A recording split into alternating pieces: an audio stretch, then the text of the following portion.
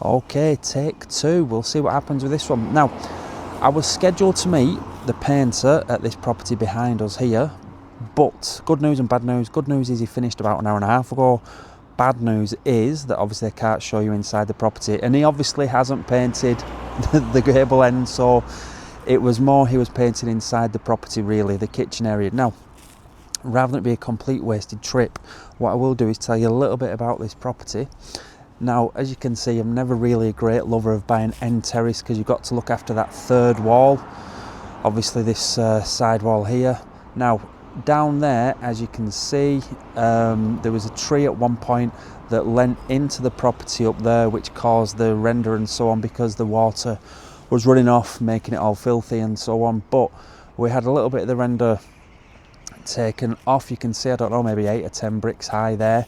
Now, we knew though it was going to be a bit of a problem property, so what we did was, I think it was originally up for maybe 150, then went down to 145, then 140, and I think when we looked at it, it was up for 135. Now, we put in an offer or secured our third and final offer. Never make, if your first offer gets rejected, fantastic, because you don't want to, if your first offer gets accepted, you probably offered too much. So with this property now, we had an offer accepted of 114, and we had a survey done, and it revealed, not surprisingly, that there was a little bit of rising damp in the property, and I think they said, obviously, it cost about £3,000 to rectify. Now, we didn't take out a bridge on this property because there wasn't really that much way we could have added value, so we just went straight for a buy-to-let mortgage. And obviously they come back and said that they will obviously retain this amount of money based on what the report had said. We then went to the estate agents and said, obviously our offer still stands, we're still interested, should I say, but it now needs to be reduced by £3,000. Now, the good thing about that is, I'm probably going to walk back here actually. The good thing about that is that if anybody else has an offer, puts in an offer, and they have a report done, it's likely to also, you know, come up with the same things. 9 times out of 10 that's going to happen.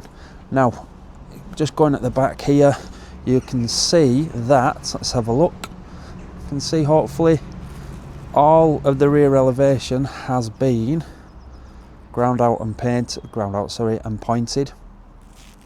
And at the top as well, let's have a look. If you can just catch it, you probably can't actually. There we had a little bit of the gutters sorted because there was quite a large leak in it, which was obviously not doing the property any favours. Now, from there, I'm going to walk back down this way really so that people aren't giving me dirty looks and so on. Now, as a result of that, what happened was, because the property wasn't in a terrible condition, we knew that it'd rent fairly quickly. So we did like a tiny little bit of a paint job, put in new carpet, just freshened it up a little bit. Definitely wasn't a back to brick refurb or anything like that. However, it meant that pretty much within about 3 weeks of collecting the keys, a tenant was in, which was fantastic. But the agent that we were using at the time put in who we believed was a couple, but they weren't actually a couple, they were just 2 friends. And then what always happens in this instance, again, hopefully you'll learn from it, what always happens is, one of the friends then finds a partner, and then they end up moving out because they can't afford the property rent, because obviously they were splitting the rent at the time, and then you're left with a void period. Now, the good thing is, because the agent wanted to obviously build in our relationship, they didn't charge us anything else for getting in a new tenant, because obviously it's always about that relationship that you want to be getting through really. Now, what I'm going to do is, I'm probably going to carry on this video. So back in the mobile office, one of the main points I wanted to obviously make you aware of there is that we purchased that property, I think it was about August 2022, so it's coming up to 4 years, depending on when you're watching this video, but at this point of recording, it's coming up to 4 years now. At the time, I remember thinking, oh, it's not a fantastic deal, you know, we could be getting somewhere else and doing other bits and pieces, but now, like all the properties in our portfolio, I'm glad that it's in our portfolio, because as a result of that, It's coming up to, like I said, nearly 4 years that we've had ownership at the point of obviously filming this video. So it's probably about 3 years and 9 months, something like that. We've had, allegedly passive, it's probably always about 95, 98% passive income each and every month, or for a large majority of those months. And this is the big bit, the bit that you don't see going into your account each and every month.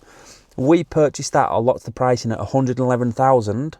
But from here now, obviously, because we track the properties, this is our main investment area, definitely. The round here for like properties in similar conditions are going from 150 to 160. There's one gone up 3 streets behind, and yes, it's slightly bigger, but the spec's pretty much the same. That's up for 180. I think they're pushing it at that price at the moment, but who knows, it might actually sell. So are we glad that we've got that in our portfolio? Yes, because it's helping increase our wealth.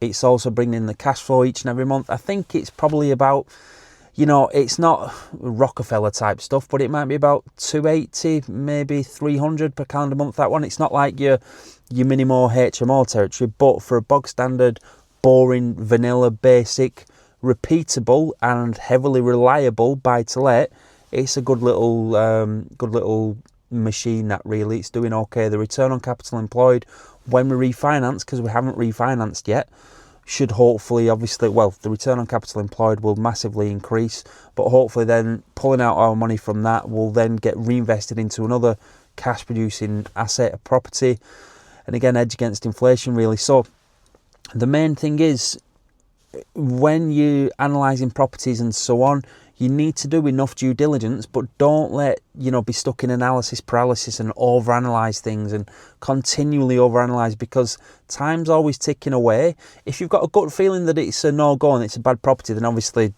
go for another one. But if you're about 80% of the way there, then think, do you know what, I'll take it, because in 5-10 years' time, if you've bought well, if you locked in profit from day one, if you've done enough due diligence, you will be glad that it's in your portfolio. So yeah, that property is probably increased now. Let's have a look at it now. So say for instance it's 150, we purchased it at 111. It's gone up 40,000 pounds. That's a nominal value with it. But if you're looking at percentage, has it gone up probably about 35%, something like that? 35% increase. Yes, we're in a rising market, which is brilliant at the moment. So obviously the market's massively helped us out with that. But that's one of the main reasons why people invest in properties. It's one way to edge against inflation, and we know that the deposit we put into that property and the money that we've just paid for the damp works, I'll get onto that in a minute really, is better in that property in bricks and mortar than in any bank account. So we got another letter the other day saying, unfortunately, it might not have even said unfortunately, your savings rate is being reduced again. So, it's hardly anything, which is why saving is a fantastic skill to have, because it's one of the preliminary steps really to starting to build wealth. You need to be able to save, but not just to continually save. It needs to then be invested into something, be that your own business, be that your own education up here, assets, whatever it is. But don't save for the sake of saving up, because obviously that invisible tax there on your bank statement, on your online banking of inflation, you can't be seen. So just be aware of that. But yeah, what I did forget to mention there is, we knew that eventually we'd have to have that damp works done with that property, but it wasn't, it wasn't a case of putting any stain block on and then just hoping for the best. We knew that it wasn't a pressing maintenance issue there and then when we purchased it. So we did manage to paint it. It did have new carpets. I think they might have had a couple of new radiators as well, really. But definitely there was no new kitchen, no new bathroom. I think we've had a boiler at some point, or I might be getting that mixed up. I don't know without actually having a look at the spreadsheet. But the damp works on that cost about £2,500. And we could also tell, because a chap that we use, very professional, very reliable, has done other bits and pieces of it before, he took a video and explained how the people that had owned it before us, who they'd got in had done the certain things wrong. So it's always good, obviously, to be able to rely on trades, really. Now, that cost us, like I said, I think it was about £2,500-3,000. So again, you're still injecting money in, and the cash flow then, I suppose, for about 10 months had gone. But never underestimate what's happening in the background, which you don't see landing into your account, is that capital growth. So say, for instance, if over the next year it continues to rise, the market and so on, which hopefully it will, nobody knows, we haven't got a crystal ball whereabouts we are in the property cycle, but if it does continue to rise, and say, for instance, it then goes up to 160, there's been £50,000 of equity that we've created, or that the property's created, just for us having ownership of it, or control of it, should I say, really. So think to yourself all the time, yes, boring, buy-to-lets can be boring, are boring, but it's a fantastic system for predictable, reliable, constant cash flow, especially if you've got decent trades and you're trying to systemize your business. If your business is systemized, it should look after itself well and truly. And again, that passive income, yes, it's not going to afford you to live like a multi-millionaire or anything like that, but if you've got enough of those in your portfolio, it'll provide that financial fortress, that financial moat around you and your family, and it helps. And in one day, I spoke to a landlord the other day. He'd been doing it since, I think it was the late 80s, and obviously that's, coming up to 40 years. He might have picked properties up for 5, 6, 8, 10, 12, 15,000 pounds. Now he's selling them upwards of 150.